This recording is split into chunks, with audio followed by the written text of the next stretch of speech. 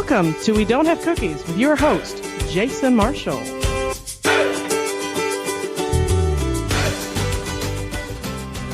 Hey everybody, thanks for downloading the show. Last week I kicked off International Podcast Month with the wood enthusiast from Canada and England's own Choo Choo Stew and the return of martial law. This week I keep things going with guests and segment contributors from Australia and New Zealand. My first guest is Australian comedian Monty Franklin, who has performed on shows with Rob Schneider, David Spade, and Adam Sandler. My last guest is Donna Brookbanks from New Zealand. She does stand-up and is insanely talented at improv. I wanted to have both of them on this month, but on different episodes. I already recorded with Monty when I thought I was going to have another guest on after him, but they had to reschedule for December, so I had to make a new intro for the episode. And this is it. Now, here's the interview. Joining me right now is a man who has traveled all over the world doing stand-up and presumably eating meals and sleeping as well. It's the illustrious Monty Franklin. How you doing? Hello, I'm good, thank you. Yes, I've eaten a couple of meals in the last couple of years. It's been good. Like I said in the intro, you've performed in comedy clubs all around the world. How do you do that? Do you make arrangements or you just rush the stage and hope for the best? I love the old rush the stage and hope for the best trick. That never works. I opened for Rob Schneider, so I've been lucky enough to go to a bunch of different countries and all around America. I think I've done about 38 states in America, which is a lot. Wow, yeah. Opening for him. Then building up my own audience and doing my own stuff, particularly in America. And then I worked on cruise ships for a couple of years, which took me to a few different countries, which was great. But, I've been in the game for 15 years now. You find yourself traveling a lot and you look back and you go, wow, I have been there. I have done that. I've done tours in the outback in Australia around the mining camps, and I've been to, Southeast Asia and all around there. And you forget sometimes that in order to do this job, traveling is a huge part of it. You mentioned Rob Schneider, and I was going to bring that up. He seems like a really good guy. What's it like to work with him? I'm sure it's got to be a lot of fun. It's the greatest. He's been a mentor and a friend to me for 5 years, and we just wrote a movie together that we're filming next year in Australia. So we're still working very closely together, and he's my biggest champion, and you need that in this industry. He had people who helped him along the way. Ronnie Dangerfield was someone for him, and a few other people, John Candy, who he's mentioned to me. So, they like to pass the knowledge on, and it's been fantastic working with him. So, do you have any funny stories on the road with you two? Constantly, but I guess any that you're allowed to tell. Which is, yeah. Actually, we don't get up to that much trouble anymore. Rob's in his 50s, and I'm trying to work too hard on my career to be an idiot. So, but we've just Rob's just been touring with Adam Sandler and David Spade and Nick Swartzen and Norm Macdonald and Chris Rock, and they've been doing big shows around. So I've been lucky enough to go on a handful of those. And wow, it was quite funny because the first one that I met Adam and David Spade and Norm Macdonald and all these greats, it was at Vegas. And they all just assumed I was staying at the same hotel as them, but I don't have that kind of money. So afterwards, I went to try and find a cheap hotel, but everything was sold out in Vegas. And I ended up sleeping in a park because I had nowhere to sleep. And I told Rob this, I told him weeks later because I didn't want him to know. And I said to him, did you know that night I slept in a park because I couldn't find a hotel room? And he said to me, you should have told me. If I knew you'd slept in a park, I would have given you a pillow. So that's his kind of humor, but we've definitely had some fun along the way. It's interesting being around those guys too, Rob and Adam. When they're all together, you forget that you're talking comedy with them and stuff and having dinner, and then you remember how well known they are and how people swarm and mob them in hotel lobbies and stuff, and it's kind of scary. You're like, oh, God, that's right. I forgot. This is some of the biggest stars in the world. Watching those guys on SNL was some of the best stuff, man. I I liked all of them, but David Spade was one of my favorites because I was always a smaller blonde-haired kid, so I kind of identified with him more than the others. But man, well, we didn't get SNL in Australia, so I didn't get the same upbringing of comedy that everyone did here in America. So for me, David Spade came into like my consciousness with Just Shoot Me. Was that it? Yeah, that was another great show I liked.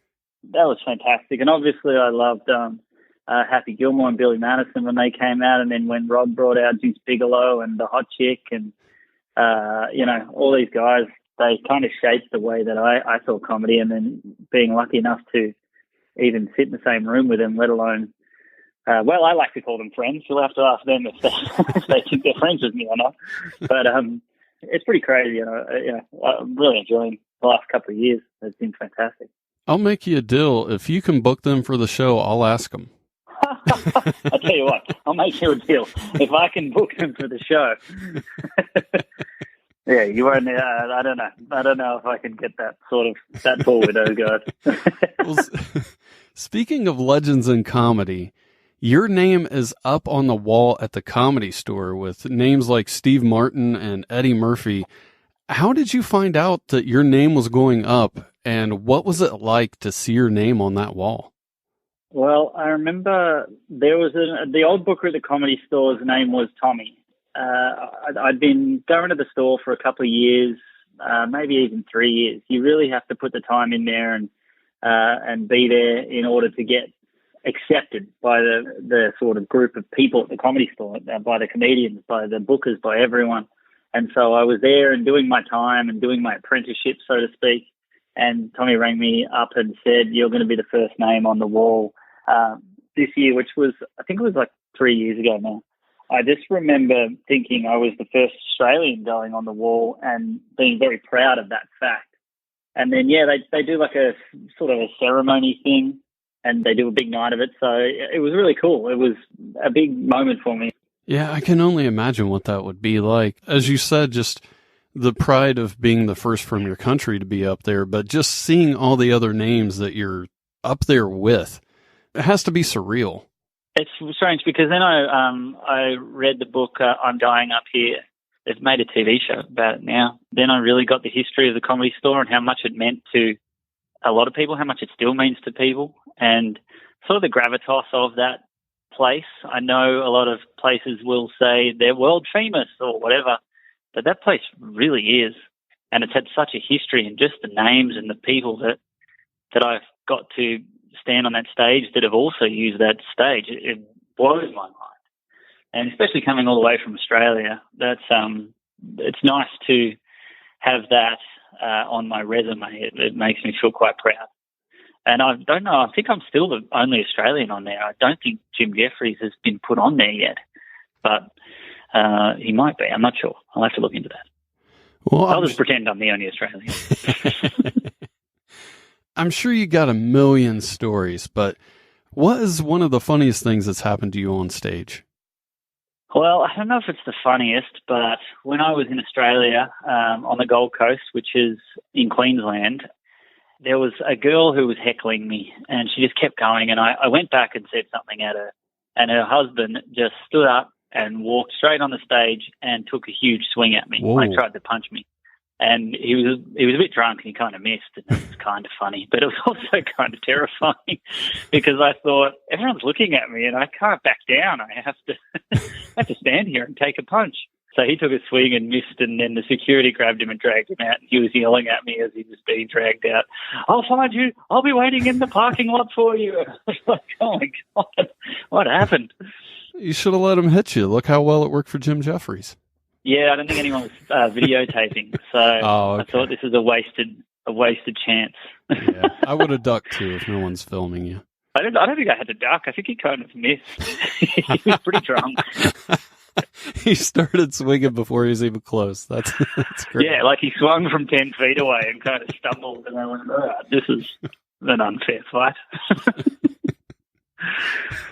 But yeah, I mean, that was definitely something that still stood out. Something I've always thought in the back of my head, if that happens again, hopefully they'll miss like they did last time.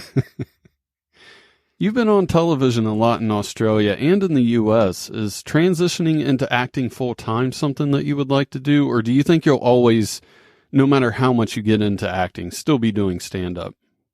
I hope that I will still do stand-up. I like to think that I would, and I want to. From looking at other people's careers that I like and would like to emulate, often the acting part takes over and you don't have time to do the comedy and the time, because you really have to be working at comedy every night in order to stay, practiced and be decent enough. And you can lose that very quickly. But I definitely want to do more acting, and doing this film with Rob next year will launch me into a bit more acting side of things. But I definitely want to stay doing comedy. I love doing it. I love the immediacy of getting reactions from crowds and coming up with material and meeting new people, and the thrill of, selling places out. I sold some shows out in America for the first time sort of at the start of this year, and it was a real big thrill. I loved that, and I don't want to lose that. I want to keep doing it. So, plus a lot of people that I really do respect managed to juggle it pretty well. Well, you seem to have been doing really well for yourself in Australia. You were on TV and doing festivals and really out there. Why did you decide to come to the U.S.? The American dream. I never lived the American dream. I got to a point in my career where I was at a crossroads. I could have really sunk my teeth in and done some real TV or radio and cemented myself in there properly. But I thought, I don't have a family, I'm young enough to go and give it a go. And I had an opportunity come up, which doesn't always happen. And it's hard moving country too. It's a huge move. You don't have no idea how many annoying, stupid things there are. So almost like to get a bank account, it's really difficult if you don't have any credit. All these things just pile up to make it quite a hard move. But I knew I wanted to do it, and I wanted to commit to trying to make something bigger of my career than I ever could in Australia. The interesting thing is the people that I respected so much, like Rob Schneider and Adam Sandler and stuff, I would watch their movies and think, I want to be doing that.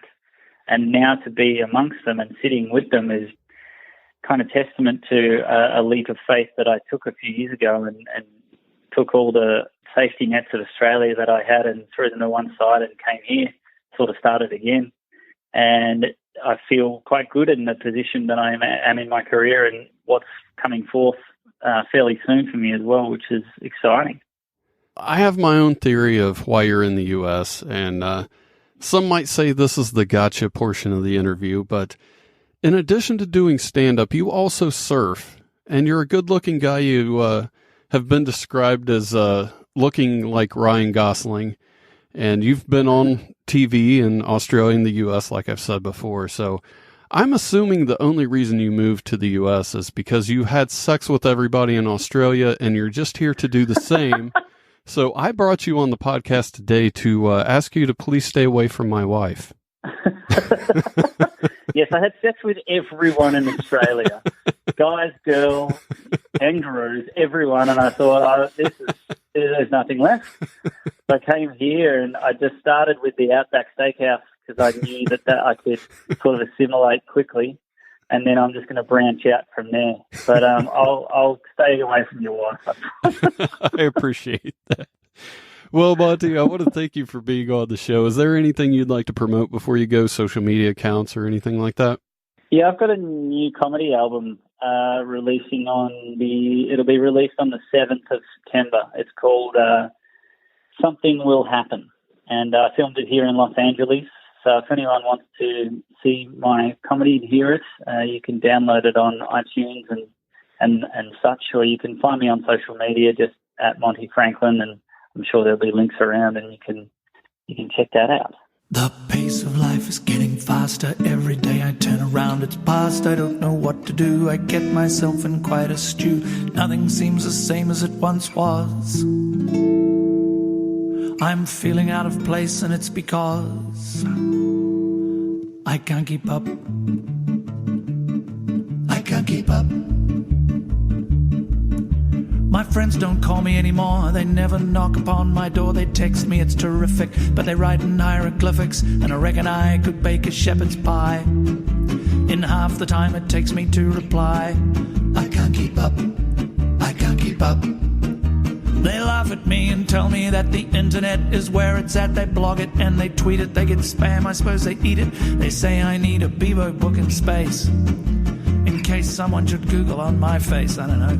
I can't keep up. The world is going crazy. I feel old and obsolete. I don't recognize the characters on Coronation Street. I can't keep up. I can't keep up. There's email and there's Gmail. I get hotmail from a she-mail and a nice chap in Nigeria who's going to make me seriously rich. I sent my password yesterday. Now the bank declined my Visa card today. I can't keep up. I can't keep up. I went to tape a TV show last night. I tried all my remote controls, but I can't make it work. And then my neighbor, what a jerk, he's at my door, just his dressing gown, complaining that his garage door keeps going up and down. I can't keep up. The world is going crazy and I don't know where I'm at. Doctor Who is getting younger, Captain Kirk is getting fat. I can't keep up. I can't keep up. I can't keep up. My next guest can be seen on Funny Girls on TV3 in New Zealand. She is also a Billy T Award nominee. It's the one and only Donna Brookbanks. How you doing? Good. How are you? I'm doing really good. Good. That probably means nothing to anyone, what you just said. That would be a good question to start off with. For people who aren't aware what a Billy T Award is, would you like to let them know? Sure. So every year in New Zealand, we have the New Zealand Comedy Fest, which runs out of two of the main cities in New Zealand, Auckland and Wellington. There used to be a comedian called Billy T. James, who was probably one of our most famous comedians back, I want to say, like the 80s. And so the award is named for him, and it's an award for kind of up-and-coming comedians, emerging professionals, and it's kind of judged on your show that you put on in the New Zealand Comedy Festival. And it's a big deal. It's a big deal. I also noticed that you took improv classes at the Upright Citizens Brigade here in the U.S. That's the highest level of improv here. What was that like? And do you have any funny stories from your time there? It was amazing. It was so amazing because, you know, that's kind of like the mecca of comedy and improv and all that sort of thing. So to be able to go over there and like even just stand in the building was like, whoa, this is amazing. And it was so cool. Like, it was so cool going to do that every day for like a week. I just did the intensive and it was really fun. I learned heaps. I found just like being able to see all the shows there and stuff for free. So much going on, so many different kinds of shows, so many different kinds of improv was just awesome. The only thing I kind of had an issue with was that a lot of people didn't understand my accent when we were improvising. So sometimes that made for interesting scenes, I guess. Well, I'm a huge fan of Paul F. Tompkins, and I heard you on his podcast, Spontanea Nation. How did you get on the show, and what was it like to work with him? I tell you what, I feel like my career peaked there, and it's only downhill from here because what more is there? Am I right? Right.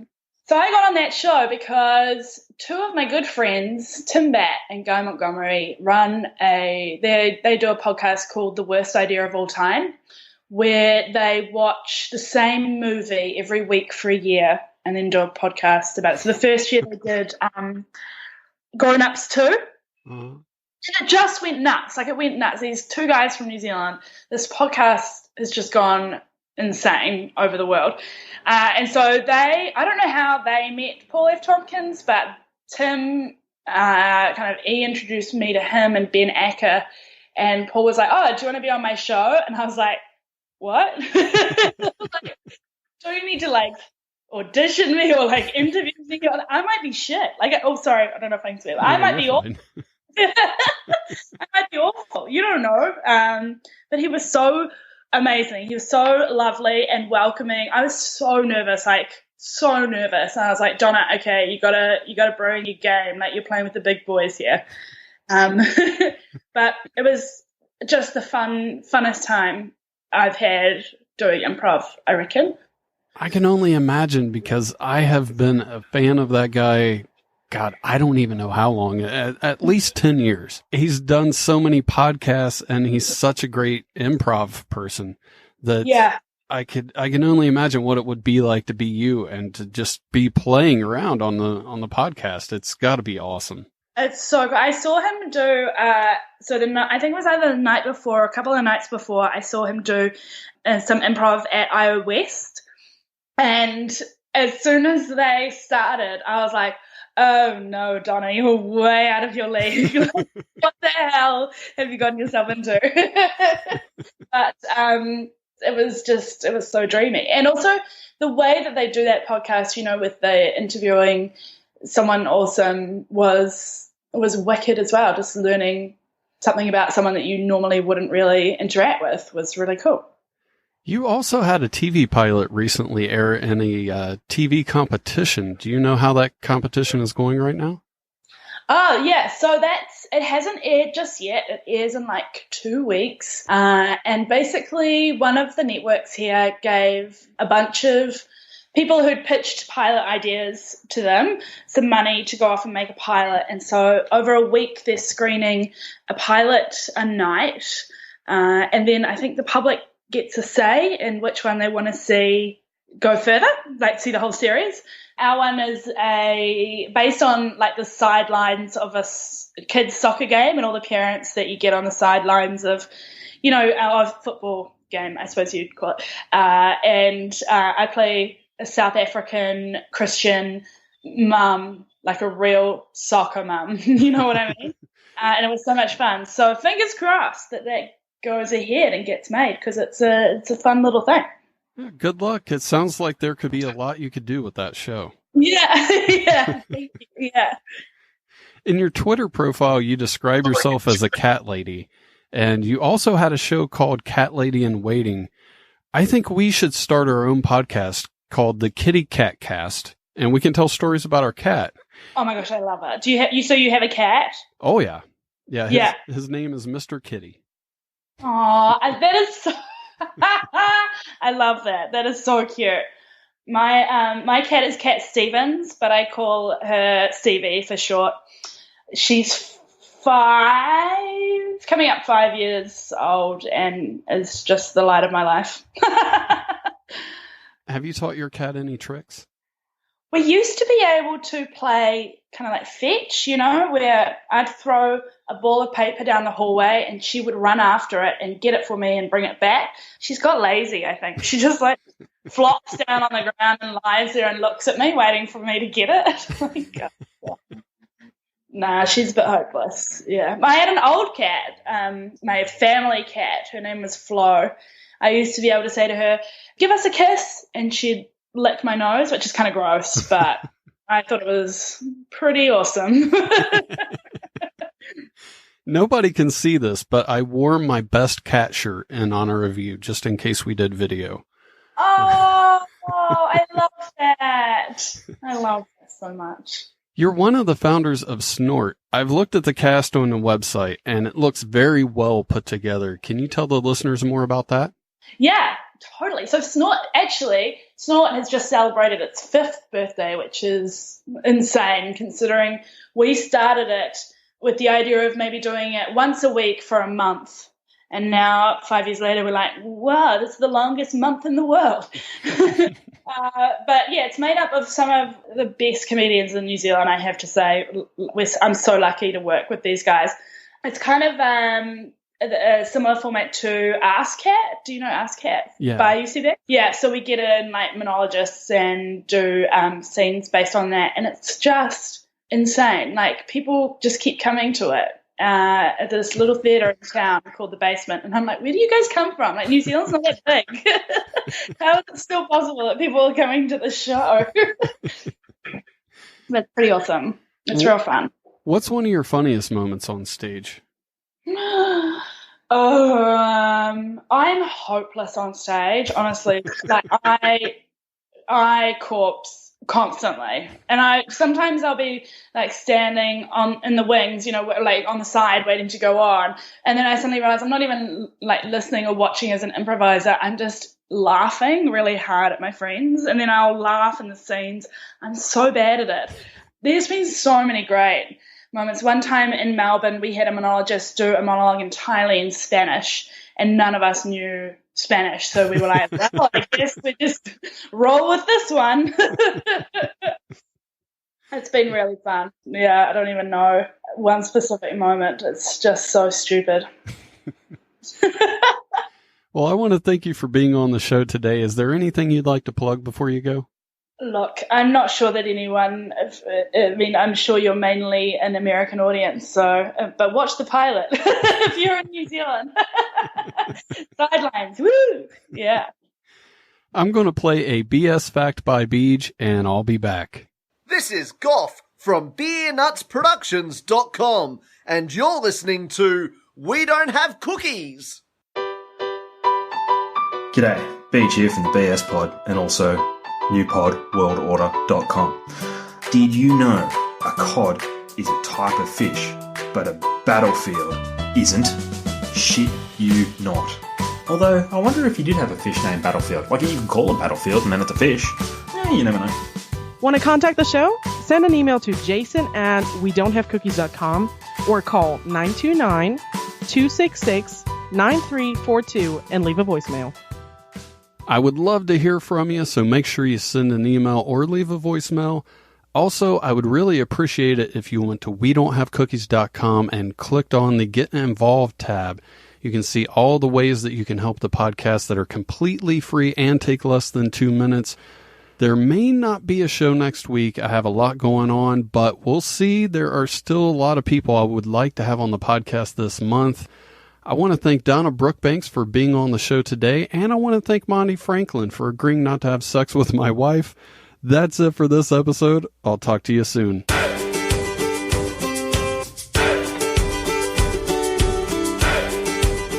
Thanks for listening. Tell your friends about the show and leave a review. See you next time.